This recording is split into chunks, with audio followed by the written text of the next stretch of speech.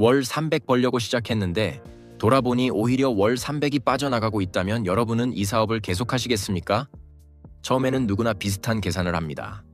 직원이 없으니 인건비는 줄고 매장은 알아서 돌아가고 나는 조금만 관리하면 매달 돈이 남을 것처럼 보입니다. 특히 본업이 있거나 은퇴 후 추가 소득을 고민하는 분들에게 무인점포는 더 솔깃하게 들립니다. 몸은 덜 쓰고 수익은 꾸준히 들어오는 구조처럼 보이기 때문입니다. 하지만 바로 그 지점에서 가장 큰 착각이 시작됩니다. 무인화는 인건비를 없앤 것이 아니라 비용의 얼굴을 바꿔 숨긴 것에 더 가깝습니다. 사람을 빼면 월급이 사라지는 대신 관리 부담과 손실 대응, 신뢰 하락이 다른 이름으로 다시 들어오기 시작합니다.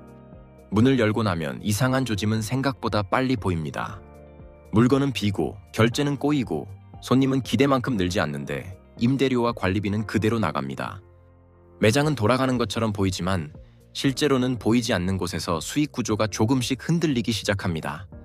더 무서운 건 이 손실이 크게 한번 터지는 방식이 아니라는 점입니다. 작게, 조용하게 계속 쌓입니다. 그래서 더 늦게 깨닫습니다.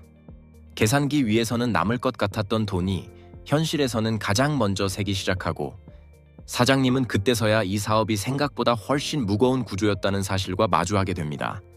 안녕하세요. 겉으로 좋아 보이는 숫자보다 그 뒤에 숨어있는 구조를 먼저 보는 믿고 보는 경제학입니다. 이 영상 끝까지 보시면 왜 월 300 벌 줄 알고 시작했다가 오히려 월 300, 많게는 월 500까지 손실이 커지는 상황이 생기는지, 그 돈이 어디서부터 새는지, 그리고 어떤 점포는 시작도 전에 이미 불리한 구조인지 분명하게 보이실 겁니다. 이런 흐름을 계속 가장 먼저 받아보고 싶으시다면 구독과 좋아요로 함께 해주시고요. 도대체 사람을 뺐는데 왜 돈은 더 빨리 사라지는 걸까요? 지금부터 본론으로 들어가겠습니다. 실제로 이런 흐름을 겪는 분들이 적지 않습니다. 한 60대 은퇴자가 노후 자금으로 무인 아이스크림점을 시작한 사례를 떠올려 보겠습니다. 목표는 단순했습니다.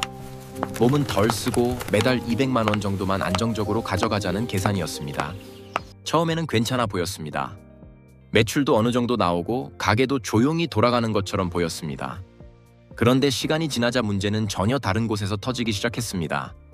새벽에 키오스크 오류 연락이 오고 CCTV에는 물건을 그냥 들고 나가는 장면이 찍히고 재고는 자꾸 맞지 않았고 매장은 생각보다 빨리 통제가 안 되기 시작했습니다.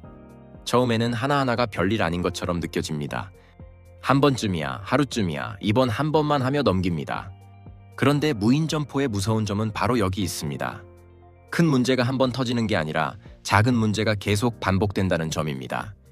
그리고 그 반복이 쌓이면 결국 사장님 하루 전체가 매장 중심으로 돌아가기 시작합니다. 아침에 한 번 들르고 점심에 또 확인하고 저녁에 다시 가서 정리합니다. 몸은 집에 있어도 신경은 매장에 묶여 있습니다. 편하게 운영하려고 시작했는데 실제로는 계속 확인하고 계속 반응해야 하는 구조가 되어버리는 겁니다. 결국 이 사장님이 늦게 깨달은 건 하나였습니다. 사람을 뺀 자리를 편함이 채운 것이 아니라 내 시간과 스트레스가 채우고 있었다는 점입니다. 인건비를 줄인 줄 알았지만 실제로는 관리 비용과 대응 시간을 개인이 떠안고 있었던 겁니다. 중요한 건 이 사례가 특별한 실패담이 아니라는 점입니다. 오히려 무인 점포에서 아주 흔하게 반복되는 흐름에 가깝습니다. 그렇다면 왜 이런 일이 생기는 걸까요? 이제부터는 사람이 빠진 자리에 무엇이 들어오는지 그 구조를 더 정확히 보겠습니다. 무인 점포를 계산할 때 가장 많이 하는 착각은 하나입니다. 직원을 두지 않으니 인건비가 빠지고 그만큼 수익이 더 남을 것이라고 생각하는 것입니다. 겉으로만 보면 맞는 말처럼 들립니다. 하지만 실제 운영에 들어가면 가장 먼저 깨닫게 되는 건 빠진 것은 사람이 아니라 월급이라는 항목 하나였을 뿐이라는 점입니다. 비용 자체는 사라지지 않고 다른 얼굴로 다시 돌아오기 시작합니다. 처음에는 그 변화가 잘 보이지 않습니다. 물건 몇 개 없어지는 일, 결제가 한두 번 꼬이는 일, 청소가 하루쯤 밀리는 일은 대수롭지 않게 넘어갈 수 있습니다. 그런데 무인 점포의 무서운 점은 손실이 크게 한번 터지는 게 아니라 작게 계속 새기 시작한다는 데 있습니다. 이 작은 누수는 한 번엔 별것 아닌 것처럼 보여도 시간이 지나면 계산서를 완전히 바꿔놓습니다. 도난이 반복되면 사장님은 CCTV를 더 자주 보게 됩니다. 재고가 비면 더 자주 매장을 확인하게 되고 결제가 꼬이면 바로 대응해야 합니다. 몸은 매장 밖에 있는데 신경은 하루 종일 그 안에 묶이게 됩니다. 그래서 무인 점포를 해본 분들 중에는 이런 말씀을 하십니다. 가게를 비워둔 것이 아니라 내 시간을 화면 속에 가둬둔 기분이었다고 말입니다. 이른바 CCTV 감옥이 시작되는 겁니다. 여기서 더 큰 손실은 따로 있습니다. 많은 분들이 무인 점포의 손실을 물건이 없어지는 문제로만 생각하시는데 실제로 더 치명적인 건 조용히 떠나는 손님입니다. 매장이 조금 지저분하거나 진열이 자주 비어있거나 결제가 한 번만 불편해도 손님은 다시 오지 않습니다. 사장님은 없어진 물건 값을 계산하지만 손님은 그 불편했던 경험을 기억합니다. 결국 물건 하나 잃는 것보다 다시 올 손님 하나를 잃는 쪽이 더 비쌀 수 있습니다. 문제는 이 모든 부담이 한꺼번에 눈에 보이지 않는다는 점입니다. 월급처럼 딱 잘라 빠져나가는 돈은 아니지만 더 집요하게 사장님을 흔듭니다. CCTV를 보는 시간, 매장에 다시 가는 시간, 재고를 확인하는 시간, 결제 오류를 처리하는 시간, 손님 불편을 메우는 시간까지 모두 사장님이 직접 감당해야 합니다. 사람을 줄였다고 생각했는데 실제로는 관리와 대응, 신뢰 유지 비용을 사장님 혼자 떠안는 구조가 되어버리는 겁니다. 결국 무인 점포에서 줄어든 것은 일이 아니라 눈에 보이던 인건비뿐입니다. 그 자리는 관리 부담, 신뢰 하락, 정신적 피로가 다시 채웁니다. 그래서 무인 점포의 핵심은 사람을 없애는 데 있지 않습니다. 사람이 하던 통제와 관리, 그리고 신뢰를 무엇으로 대신할 수 있느냐에 달려 있습니다. 그렇다면 이 구조를 모르고 뛰어든 사람이 많아질수록 시장은 어떻게 변할까요? 이제 다음 단계로 넘어가 보겠습니다. 무인 점포가 한때 기회처럼 보였던 이유는 단순합니다. 누구나 할 수 있어 보였기 때문입니다.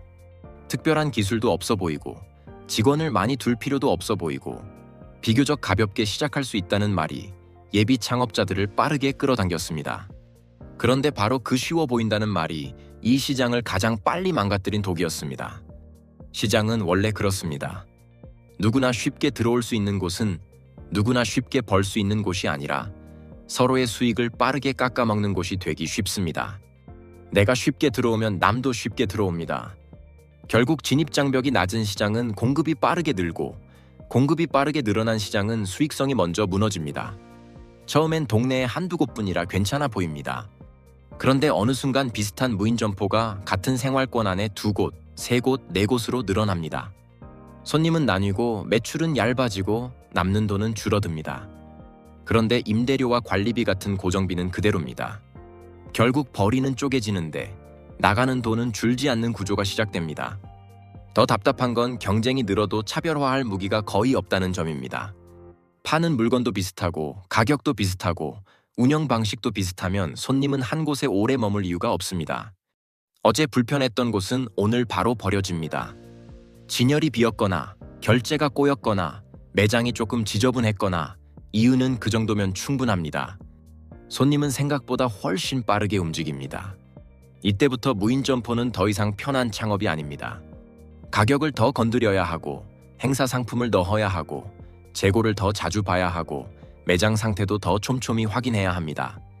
쉽게 시작할 수 있을 줄 알았는데 막상 들어오고 보니 더 자주 붙어 있어야 겨우 안 밀리는 시장이 되어버린 겁니다.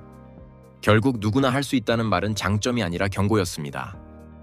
쉽게 시작되는 시장은 쉽게 복제되고 쉽게 복제되는 시장은 빠르게 수익이 얇아집니다.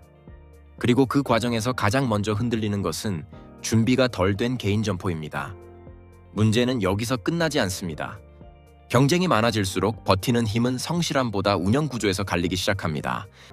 여기서부터 개인 점포의 한계가 더 분명해집니다. 무인 점포는 시간이 갈수록 누가 더 열심히 하느냐보다 문제가 생겼을 때 누가 더 안정적으로 처리할 수 있느냐에서 갈리기 때문입니다. 개인 점포는 결제가 꼬이면 직접 확인해야 하고 재고가 비면 다시 채워야 하고 매장 상태가 흔들리면 결국 사장님이 직접 움직여야 합니다. 겉으로는 무인처럼 보여도 실제로는 운영 리스크를 한 사람이 떠안는 구조에 가깝습니다. 반면 체계를 갖춘 쪽은 다르게 움직입니다. 문제를 사람이 매번 막는 것이 아니라 애초에 덜 흔들리게 돌아가도록 만들어 놓습니다. 보안은 더 촘촘하고 재고 관리는 더 일정하고 대응 속도도 더 빠릅니다. 누군가는 매장 하나를 휴대폰으로 버티고 누군가는 여러 매장을 같은 기준으로 굴립니다.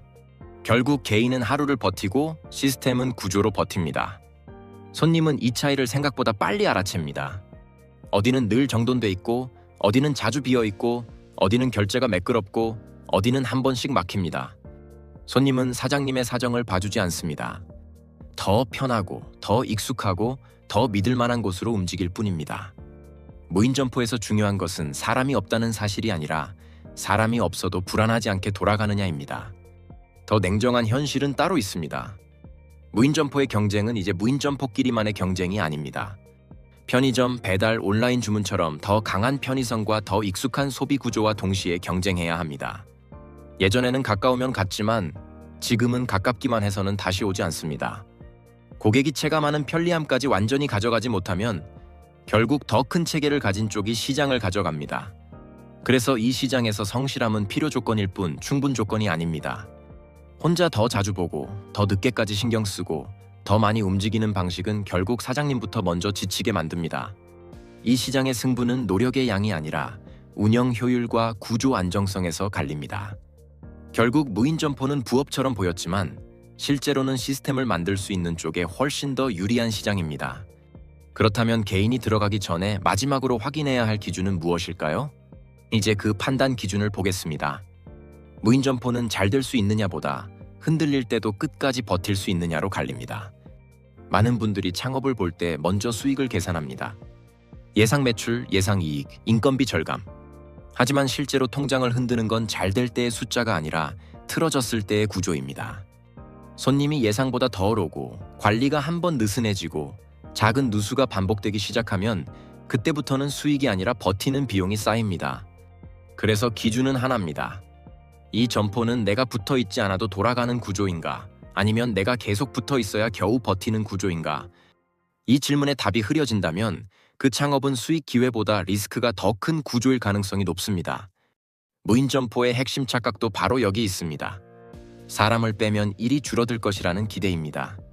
하지만 실제로 줄어드는 건 인건비 항목 하나뿐이고 그 자리는 관리 부담, 대응 시간, 신뢰 유지 비용으로 다시 채워집니다. 즉, 무인점포는 인건비 절감 모델이 아니라 운영 리스크를 창업자 개인에게 이전하는 구조에 더 가깝습니다. 그래서 더 냉정하게 봐야 합니다. 이 창업이 내 시간을 줄여주는 구조인지 아니면 내 시간을 계속 가져가는 구조인지. 전자라면 기회가 될 수 있지만 후자라면 시작하는 순간부터 이미 불리한 싸움입니다. 여기까지 왔다면 결론은 분명합니다. 무인점포는 쉬운 창업이 아닙니다. 보이지 않는 비용과 운영 리스크를 끝까지 감당할 수 있는 사람에게만 가능한 구조입니다. 수익이라는 환상보다 구조라는 현실을 먼저 보지 않으면 시작은 창업이지만 끝은 손실로 남습니다. 그래서 판단은 하나로 정리됩니다. 이 구조를 감당할 자신이 없다면 시작을 미루는 것이 아니라 손실을 피하는 선택이 맞습니다. 여러분은 어떻게 보셨습니까? 무인점포가 아직도 기회로 보이시는지 아니면 이미 개인에게 불리한 시장으로 보이시는지 댓글로 의견 남겨주십시오. 여러분 동네 무인점포 분위기는 어떤지도 함께 남겨주시면 더 생생한 이야기가 될 것 같습니다. 오늘 내용이 도움되셨다면 구독과 좋아요, 알림 설정으로 함께 해주시고요. 결국 시장에서 돈을 버는 사람은 유행을 먼저 따라간 사람이 아니라 리스크가 어떻게 이동하는지 먼저 본 사람입니다.